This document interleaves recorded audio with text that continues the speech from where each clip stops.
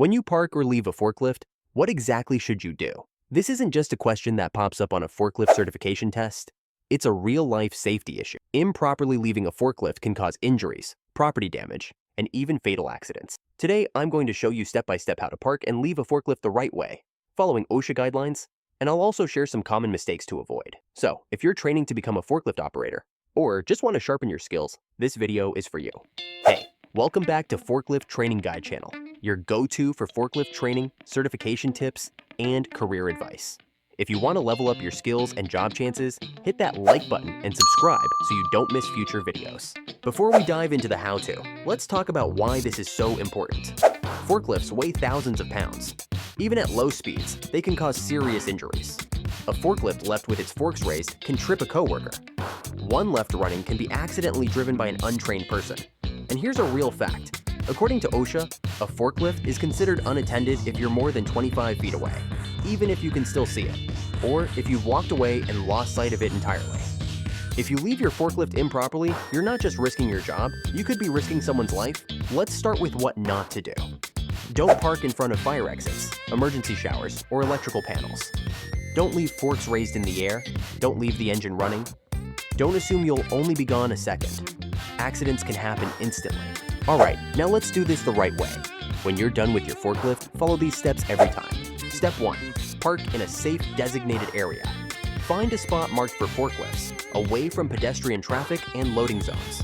If your workplace doesn't have marked spots, choose a flat, stable surface that doesn't block anything important. Step 2. Lower the forks completely to the floor. This removes the risk of someone tripping or hitting their shins on them.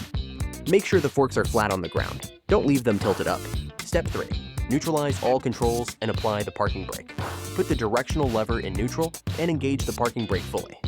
This locks the machine in place. Step 4. Turn off the engine and remove the key. Power down completely. If you're leaving for a long break or at the end of your shift, always take the key with you.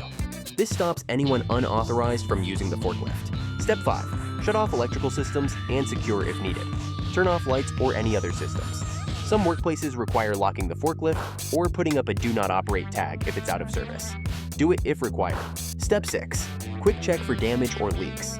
Before you walk away, do a quick visual check. Look for oil leaks, tire issues, or anything unusual. Report problems to maintenance right away. Now, what if you absolutely must leave the forklift running? Move it to a safe area, lower the forks, engage the brake. Make sure the area is clear of people and tell a supervisor or coworker it's running. This should be rare, but if it happens, safety is still your responsibility. Forklifts are vital in warehouses, construction sites, and factories, but only if they're used safely. Remember this checklist every time you park. Safe spot. Forks down. Controls neutral. Brake on, power off, key out. If you treat every parking job like it's the most important part of your shift, you'll avoid accidents and keep everyone around you safe.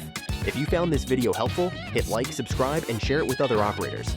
And if you're ready to take the next step in your career, check out the link below for our online forklift certification course. It's quick, affordable, and can get you job ready fast.